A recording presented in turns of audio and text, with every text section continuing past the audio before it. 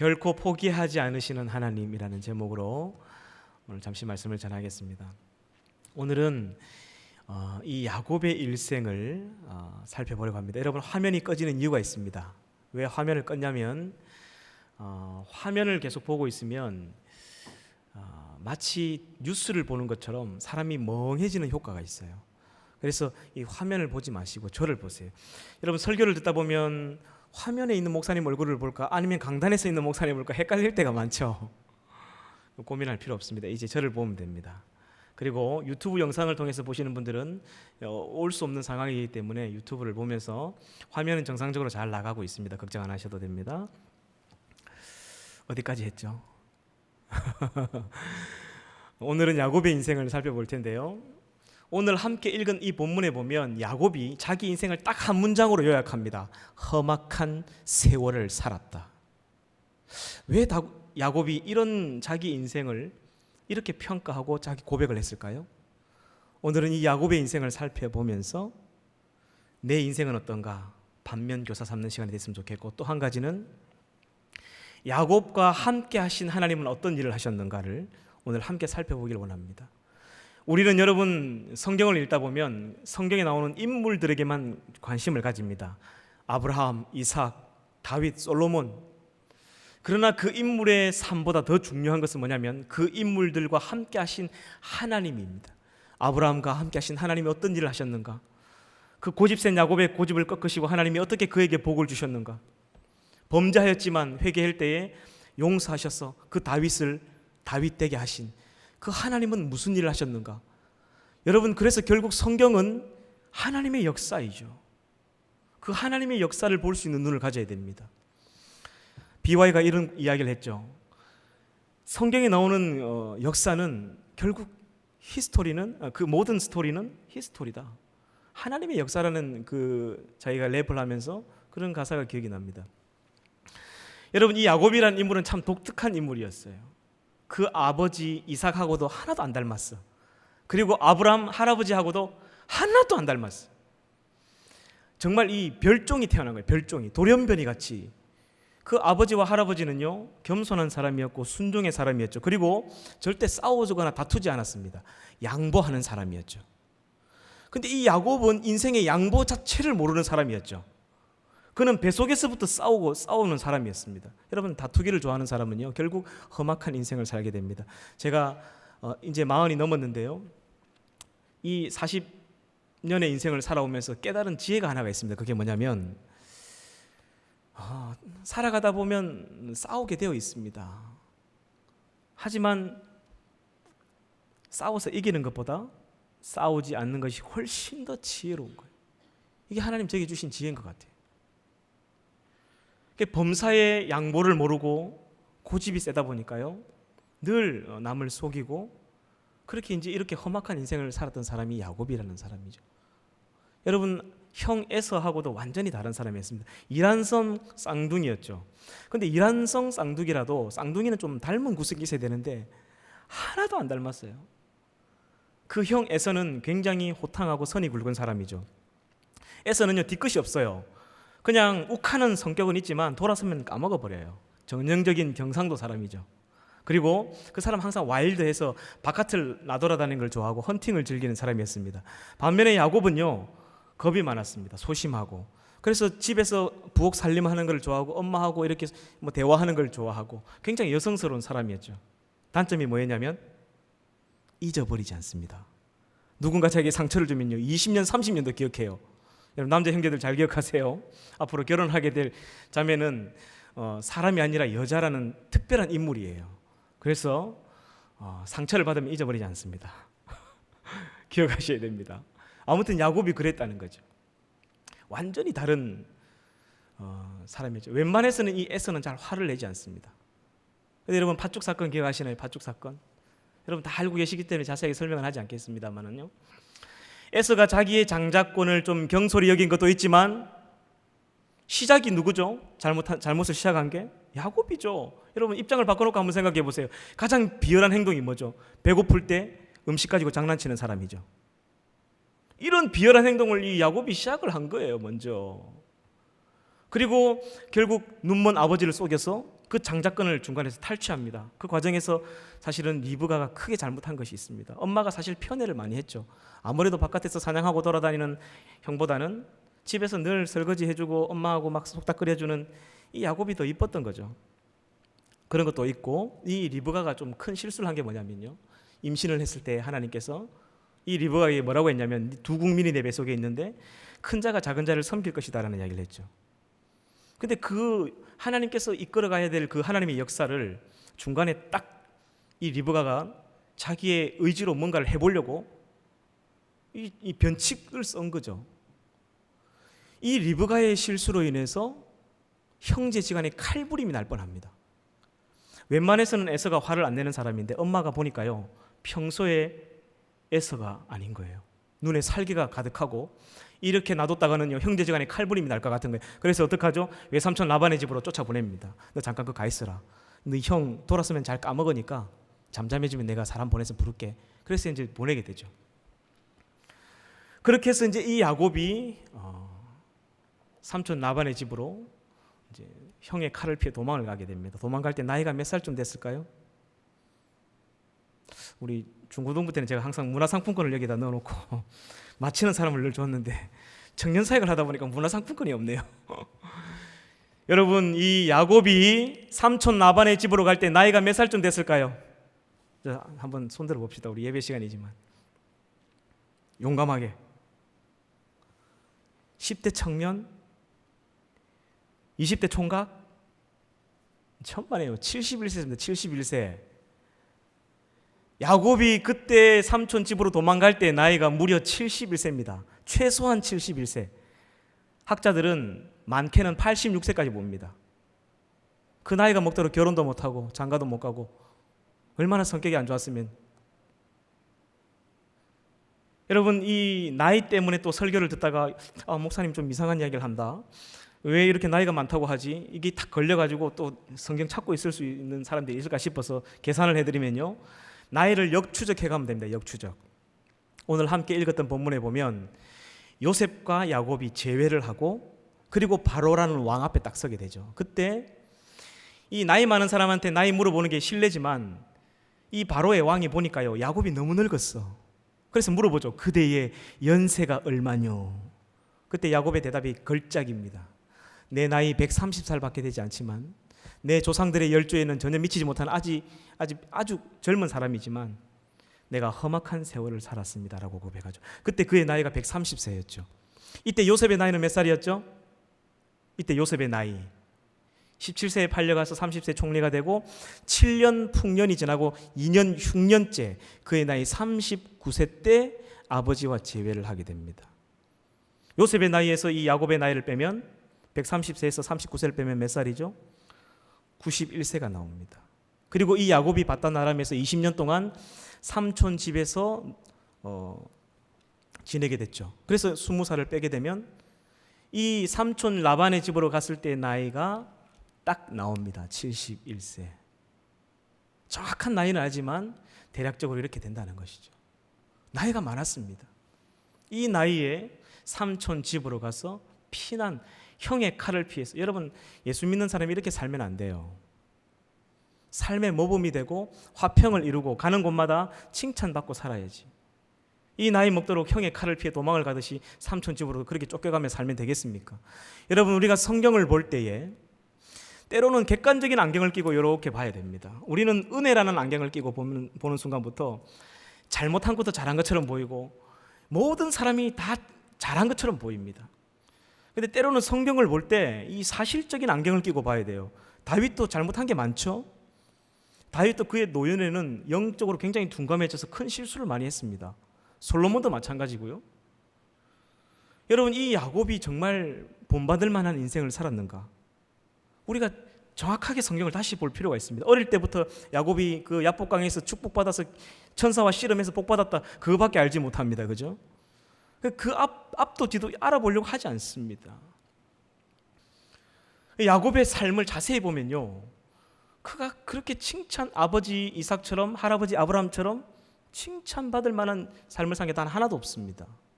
계속해 볼까요? 그런지 아닌지. 그렇게 해서 이제 삼촌 라반의 집으로 가게 되죠. 여러분 나이도 많았습니다. 삼촌이 볼 때 그냥 결혼 먼저 시키고 7년 동안 봉사해라 할 수도 있습니다. 근데 이 야곱이 오는 날로부터 한 달 동안 지켜보니까요, 이 야곱이 미덥지 않은 거예요. 늘 남을 속이는 사람은 모든 사람이 남을 속이는 것처럼 보입니다. 여러분 늘 사기를 치는 사기꾼들 눈에는 세상 사람들이 사기꾼처럼 보이죠. 여러분 내가 좋으면 세상이 다 좋은 거예요. 근데 내가 싫고 짜증이 나면 세상 사람들이 다 싫어 보이는 겁니다. 여러분 지금 여러분 주변에 있는 사람들 한번 생각해 보세요. 여러분이 생각할 때 내 주변은 왜 이 모양이고 맨날 왜 이런 사람들만 있냐, 여러분 자신이 안 좋아서 그렇습니다. 여러분들의 주변의 환경을 보면서 여러분 자신을 볼 수 있는 눈을 가져야 됩니다. 라반도 보통 사람은 아니었죠.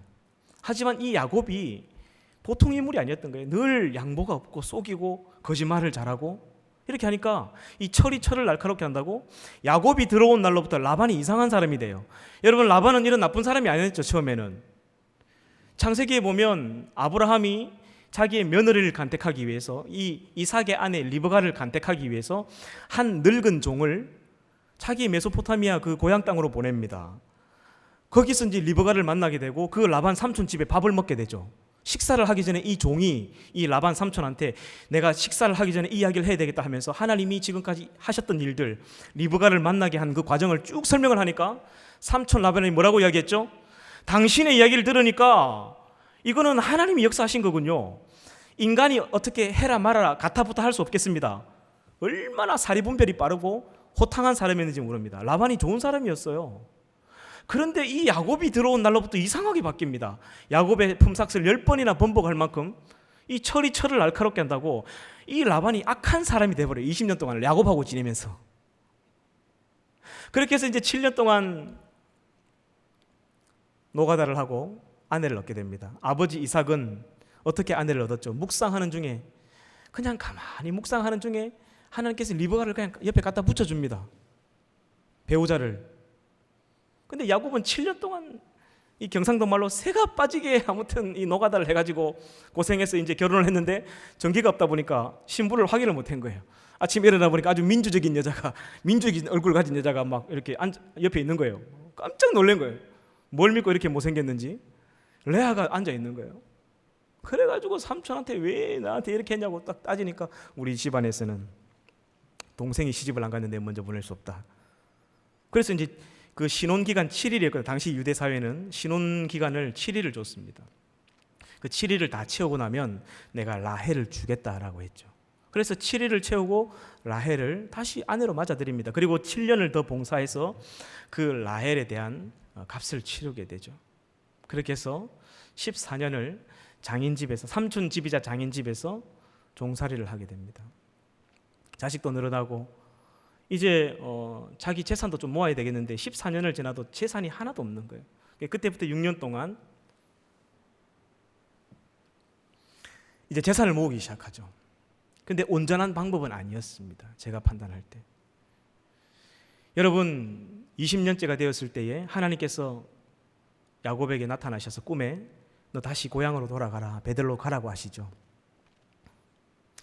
야곱이 자기가 모은 재물이 정당하고 떳떳했다면 자기 장인이자 삼촌인 그 라반에게 가서 이제 하나님께서 나를 고향으로 가라 가십니다. 저를 이제 보내주세요. 떳떳하게 이야기를 했겠죠. 여러분 1년 2년 산 게 아니에요. 20년 동안 신세를 지며 그 삼촌이자 장인 집안에서 살았는데 세상에 어머나 20년 동안 지내고 그 삼촌 집을 나올 때에 야반 도주를 합니다. 그 야반 도주가 보통 야반 도주가 아니었어요. 그 삼촌 라반이 도망간 지 3일 동안 시도 새도 모르게 정말로 이 야곱이 야곱답게 치밀하게 준비했던 거죠. 3일 후에 이 사실을 알게 되고 라반이 그 추격대를 꾸려가지고 쫓아갑니다. 여러분 예수 믿는 사람이 이렇게 살아야 되겠습니까? 하나님을 섬기는 사람이 이렇게 살아야 되겠습니까? 예수 안 믿는 집에 들어가면 그 집에 복음을 전하든지 예수 믿는 하나님을 섬기는 사람을 한 사람을 만들어 놔야 될 거 아닙니까? 아니 그런데 20년 동안 지나면서 삼촌이자 그 장인 집에서 나오는데 도망을 치고 나올 때 그냥 나옵니까? 귀신이 묻어 나옵니다. 이 드라빔이라는 우상을 들고 나오죠. 20년 동안 어떻게 신앙생활을 했길래 이 모양이란 말입니까? 야곱이 하나님을 잘 섬겼다고요? 천만에. 여러분, 우리가 객관적인 안경을 끼고 다시 봐야 됩니다. 그는 누구에게도 존경받는 그런 삶을 살지 못했어요. 그러나 하나님은 그 야곱을 포기하지 않으셨던 거죠. 왜? 할아버지 아브라함과 맺은 약속, 아버지 이삭과 맺은 그 약속을 기억하사, 그 언약을 기억하사 그 야곱에게 복을 주기 위해서 하나님께서는 포기하지 않으셨던 것이죠. 그렇게 해서 이 라반이 이 야곱을 잡기 위해서 추격대를 꾸려가지고 잡으러 갑니다. 여러분, 3일 동안 도망을 가고 그 3일 동안 간 거리를 따라잡기 위해서 4일 동안 추격대를 꾸려서 달려갑니다.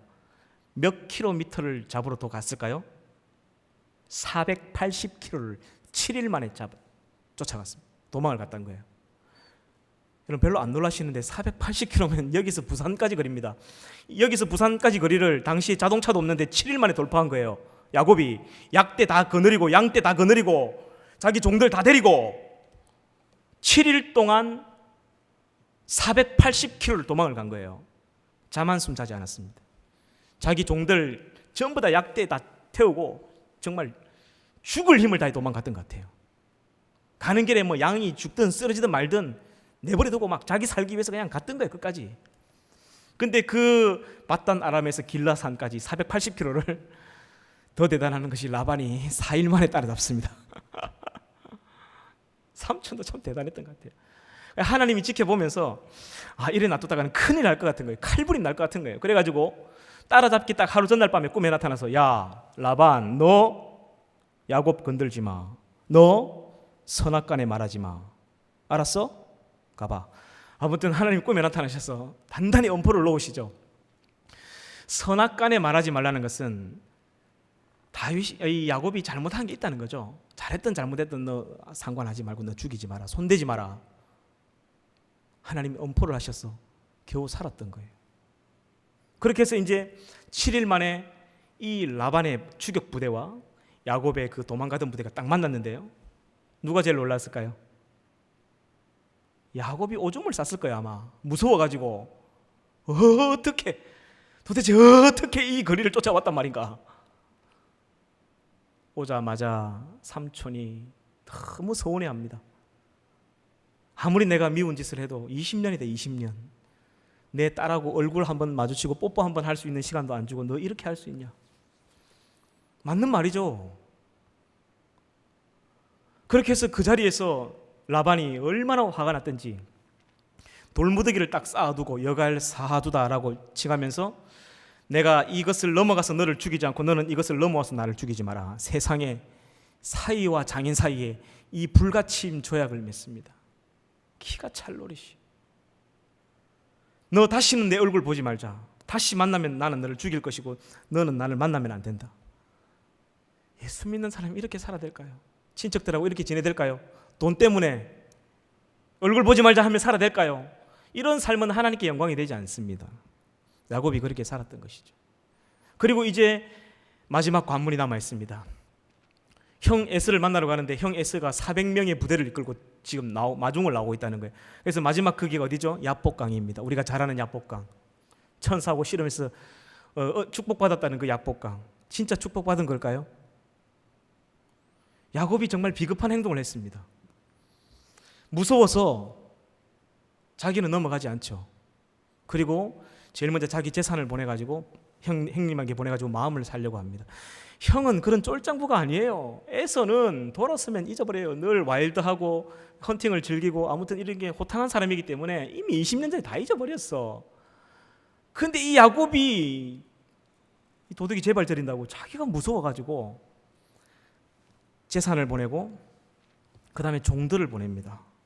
그리고 자기 아내를 보내죠. 그리고 자기 자식들까지 다 보내버립니다. 그리고 자기 혼자 남았습니다. 왜 그렇게 했죠? 혹시라도 자기 형님이 400명의 부대로 자기 자식들을 죽이면 자기는 도망가려고. 정말 비열한 행동이었습니다. 그건 처음부터 비열한 행동을 하는 사람이었죠. 제가 야곱을 너무 험담하는 것 같나요? 이런 설교 처음 들어보시죠? 성경을 객관적으로 볼 필요가 있다는 것이죠. 성경을 가끔씩은 뒤집어 볼 필요가 있습니다. 야곱이 정말 괜찮은 삶을 살았는지. 그렇게 해서 20년 동안 단 한 번도 하지 않은 철야 기도를 그때서야 합니다. 하나님 다 잊어버리고 아무것도 하지 않다가 그제서야 무릎을 꿇고 그 야복강에 무릎 꿇고 기도합니다. 여러분, 철야 기도도 해본 사람이 하는 거예요. 20년 동안 안 해봤는데 어떻게 하는지 모르니까 그냥 막 쇼를 하는 거예요. 막 티끌을 뿌리고 죄를 뿌리고 막 주야 삼창하고 막 아무런 반응이 없습니다. 새벽까지 하나님이 하늘에서 이렇게 쳐다보고 있는 거예요. 천사들 보고 야야 지금 저 야곱 뭐하노? 빨리 저 천사를 부릅니다. 일로 와봐. 수빈 천사 일로 와봐. 너 빨리 내려가서 네 형 에서는 니처럼 쫄장부가 아니다. 너 괜찮다 그냥 넘어가라. 그 이야기를 하려고 천사를 보낸 거예요. 그 이야기를 하려고. 그렇게 해서 이제 천사를 보냈는데 이 천사가 야곱에 대한 시장조사를 못했던 거예요. 야곱을 몰랐던 거죠. 새벽까지 주여 삼창하고 티끌 뿌리고 철야기도 하는데 응답이 없다가 갑자기 새벽에 뭔가 기척이 나니까 야곱이 왔구나 하면서 막 어떻게 하죠? 그 천사를 붙들어 버립니다. 여러분, 보통 사람들이 천사를 만나면 화로다 나요, 망하게 되었다, 죽게 되었다 하면 두려워 벌벌 떠는데 야곱은 어찌 된 게 그 천사를 붙들어 버립니다. 그래서 천사가 그러죠. 야야 나 봐라. 놓고 이야기하자는 거야. 내게 축복하소서 그렇게 얘기하죠. 아니 내가 할 말이 있으니까 나 봐라 이렇게 하면서 내게 축복하라는 거예요. 아니 날이 새는데 안 놓는 거예요. 와, 천사도 살다 이런 놈은 또 처음 본 거예요. 그래가지고 이제 해가 뜬데 나라 안 된다. 이게 축복하라는 거예요. 지금 하나님께 올라가서 아침에 조회해야 하고 보고해야 되는데 지금 니 때문에 못 올라가고 있다 내가 이러면서 안 놓는 거예요. 그렇게 해서 어떻게 하죠? 여러분, 천사가 사람 쳤다는 얘기 들어봤습니까? 천사가 사람을 때렸다는 얘기 들어보셨어요? 성경에 이 대퇴부 고관절이 위골날 정도로 쳐버립니다. 다리를 안 놓으니까. 그래도 안 낫죠. 그죠? 그래서 마지막에 천사가 안 되니까 머리에 손 올리고 그냥 축복한다 하고 가버립니다. 여러분, 절대로 구약 성경에는 이렇게 축복하지 않습니다. 축복할 때는 반드시 정확하게 축복하죠. 내 자식은 어떻게 될 것이고 너는 어느 정도의 부를 누리게 될 것이고 정확하게 축복합니다. 근데 천사가 아무런 축복이 안 나와요. 그냥 축복한다 옛다 받으라고. 네 이름이 뭐냐? 야곱입니다. 그럼 그렇지. 네 이름이 문제다. 이름을 바꿔라. 이스라엘. 하나님과 겨루었어. 이겼다. 이름을 바꿔. 그때 이름을 바꿔줍니다. 그리고 천사는 횡하고 바이짜이젠 하고 가버리죠. 그리고 이제 야곱이 형을 만나러 그제서야 넘어갑니다. 형이 20년 만에 만나는 동생을 보니까 여러분 야곱의 몰골을 한번 떠올려 보세요. 야곱의 몰골. 자기 자식들도 다 멀쩡하고 자기 아내도 멀쩡하고 자기 종들도 다 멀쩡한데 야곱은 다리를 절고 얼굴에 막 재를 뒤집어 쓰고 막 밤새도록 천사하고 씨름하다 보니까 땀은 떼꾸중물이 쫄쫄쫄 하고 형님이 가만히 보니까 걱정이 되는 거예요. 너 누구한테 맞았냐? 너 무슨 일이 있었냐? 너 괜찮냐? 이렇게 물어본 거예요. 첫 마디가. 그래서 이제 이 천사한테 두드려 맞았다는 이야기는 못하고 아무튼 사정이 있어서 이렇게 됐습니다 했는데 형님이 걱정이 돼가지고 야곱아 내가 너를 지켜줘야 되겠다. 내가 너를 보호해줘야 되겠다 하면서 내가 살고 있는 그 페트라 세일산으로 가자 해서 가자고 합니다. 그때 사실 같이 갔었어야 됐습니다. 근데 야곱이 그 순간 형님이 자기를 어긋맞고 막 눈물 흘리고 뽀뽀하니까 지금은 화해 모든 인척 하다가 너 20년 전에 말이야 하면서 자기를 죽일까 두려워가지고 안 간다는 거예요. 자기 뭐라고 변명하죠? 형님 제 약대와 양떼가 하루만 더 걸으면 다 즉사합니다. 여기서 우리는 좀 쉬었다 갈 테니까 먼저 올라가세요. 그리고 숫곳이라는 곳에서 진을 치고 이후에 세겜 땅에 아예 눌러 앉아버립니다. 그가 자기 집을 떠날 때 바단 아람으로 갈 때 외삼촌 라반의 집으로 갈 때 베델에서 하나님과 한 서원 있죠. 서원. 하나님 나를 평안하게 돌아오게 하시면 이곳에서 다시 제단을 쌓고 하나님께 예배를 드리겠습니다. 그 약속 다 까먹어버렸습니다. 그리고 그 세겜에서 자리를 딱 잡았는데 그때부터 야곱의 집안에 엄청난 재앙이 시작됩니다. 야복강에서 복을 받았다고요? 진짜 받았는지 한번 확인해 보십시다. 34장부터 시작되는데요. 세겜 땅에서 딱 눌러앉는 순간부터 자기가 사랑했던 그 이쁜 딸 하나 디나 세겜 그 마을에 놀러 나갔다가 강간을 당합니다. 그 소식을 둘째 셋째 형이 듣고 시몬과 레이가 칼을 갈죠. 그리고 화친하는 척 하다가 칼로서 다 죽여버립니다. 그 세겜 사람을 전체를. 엄청난 살육을 저지르게 돼요. 이 두 아들이. 그리고 그 지방 근동의 그 주변 지역에 이 피냄새를 풍기게 되는 거예요. 그러니까 당연히 결혼 선자리가 안 들어오는 거죠. 그러다 보니까 이 첫째 형 르우벤이 장가를 가 있는데 장가를 못 가. 어떻게 하죠? 엄마의 침상을 범해버립니다. 윤간을 저지르죠. 비라와. 엄마의 침상을 범했다는 거예요. 그리고 요셉은 야곱 입장에서는 죽은 거죠. 형들은 팔아서 보내버렸지만 그 야곱 입장에서는 자기 아들이 그렇게 제일 사랑했던 아들이 죽어버립니다. 그리고 자기가 그렇게 사랑했던 라헬이 막내 베냐민을 다 죽어버리죠. 그리고 그 아버지가 요셉이 죽은 것 때문에 슬피 울며 음부에 내려가려고 막 쇼를 벌이니까 넷째 유다가 요셉을 판 유다죠. 죄책감 때문에 집을 나가버립니다. 그리고 이방 여자와 결혼하는데 아버지도 부르지도 않습니다. 여러분, 이런 엄청난 고난과 재앙이 고향으로 돌아온 그날부터 있었다는 것이죠. 야곱이 정말 복을 그렇게 받은 걸까요? 아니에요.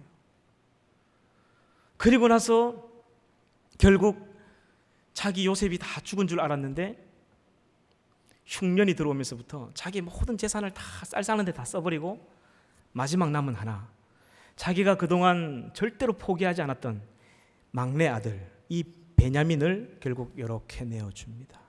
여러분, 이제 말씀을 제가 마무리하겠습니다. 여러분 잘 들으셔야 됩니다. 전능하신 하나님이 그 야곱의 움켜진 손을 펴시는데 무려 130년의 세월이 걸립니다. 그가 하나님보다 더 사랑했던 돈, 흉년을 통해서 다 가져가 버렸죠. 그가 제일 아꼈던 장자, 자기 아내와 윤관을 하면서 침상을 범해버리죠. 자기가 가장 사랑했던 아내 라헬, 막내를 다 죽여버리죠. 자기가 사랑했던 딸 디나 강간당하죠. 상상을 초월하는 일이 이 야곱의 집에 있었습니다. 그 전능하신 하나님이 아버지 이삭과 할아버지 아브라함을 기억하사 그에게 복을 주기 위해서 그가 움켜쥐고 있던 이 손을 하나씩 펴시는데 전능하신 하나님이 무려 130년 동안 포기하지 않으셨다는 사실. 야곱이 야곱 될 수 있었던 것은 오직 하나님의 은혜죠. 야곱이 뭘 잘한 게 있습니까? 그가 어떤 삶을 살았습니까? 누구에게도 존경받지 못했고 양보를 할 줄 못했고 할아버지 아버지처럼 순종이라는 걸 모르는 사람이었습니다. 늘 다투기를 좋아하고 속이기를 좋아하고 어느 곳을 가든지 화평을 이루지 못했습니다. 날마다 그 장인하고도 싸우고. 그러나 그런 야곱까지도 하나님은 포기하지 않고 그에게 복을 주시기 위해서 그가 하나님보다 소중하게 생각했던 움켜진 것들을 하나씩 다 걷어가시고 마지막에 두 손 두 발을 다 들죠. 그 두 손을 다 하나님 앞에 내려놓는 그 순간, 마지막 베냐민을 내려놓는 그 순간, 그때부터 하나님의 복이 하늘 문을 여시고 쏟아지기 시작합니다. 죽은 줄 알았던 요셉이 살아있었던 거예요. 그냥 살아있었던 게 아니라 당시에 최강의 나라였던 지금의 미국 같은 이 어마어마한 이집트에 파라오가 되어 있는 거예요. 파라오가 총리가 되어 있는 거예요. 하나님께서 그 요셉을 다시금 만나게 하시죠. 그 시대 가장 천한 신분이었던 목동의 집안에서 하루아침에 함부로 쳐다도 볼 수 없는 파라오의 집안으로 만들어버립니다. 왕족으로 하나님이 그 집안을 역전시킵니다. 어떻게 했을 때? 야곱이 내려놓았을 때.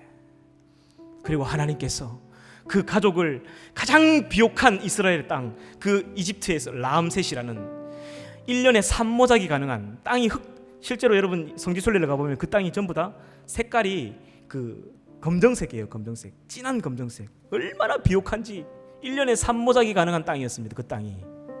그런 곳에서 편안하게 노후를 살게 하시는 거예요. 그 야곱이 130세의 바로를 만나면서 내가 내 인생을 험악한 삶을 살았다. 누구 때문이죠? 자기 때문인 겁니다. 여러분 한번 따라합시다. 잠이 좀 오죠? 야곱의 인생을 딱 한마디로 요약할 수 있습니다. 따라합니다. 고집은 고생이다. 큰 소리로 고집은 고생이다. 고집스럽게 살아서 자기 고생을 자기 발로 찾아간 거였죠.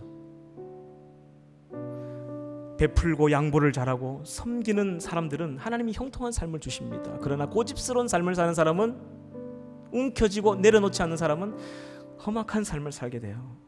우리가 이 야곱의 삶을 통해서 반면교사 삼아야 됩니다. 그리고 이런 무지렁이 같은, 이사야 41장에 보면 야곱 보고 하나님 이런 표현을 쓰죠.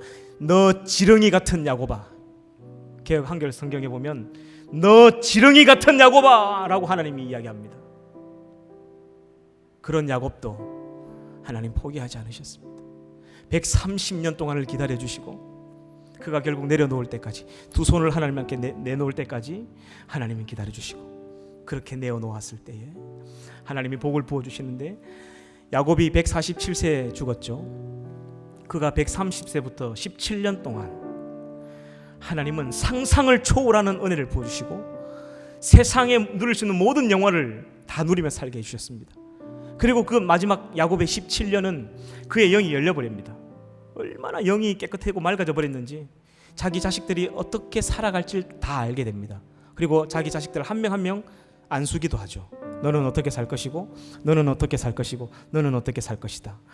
하나님과 이 영이 통해버린 거예요. 그런 삶을 살았던 것입니다. 여러분, 지금까지 내가 살아온 삶이 얼마 되진 않지만 나는 참 고생스럽고 고달프고 험악한 삶을 살아왔다. 내 자신을 돌아봐야 합니다. 그리고 하나님께 내어놓을 때에 사랑하는 아들을 저와 여러분을 위해 주셨습니다. 무엇을 더 아끼겠습니까? 예수 그리스도를 우리에게 내어주시면서 모든 것을 다 우리에게 주셨습니다. 저와 여러분에게 더 무엇을 더 아끼겠습니까? 비결은 딱 하나, 하나님께 맡기는 거예요. 하나님 도와주세요. 내가 하나님보다 더 사랑하고 좋아했던 돈, 하나님보다 더 소중하게 생각하는 직장, 하나님보다 더 소중하게 생각하는 공무원 합격증 내려놓고 하나님께 맡겨야 합니다. 그때부터 하나님은 역사하시는 거예요. 찬양하고 기도하겠습니다.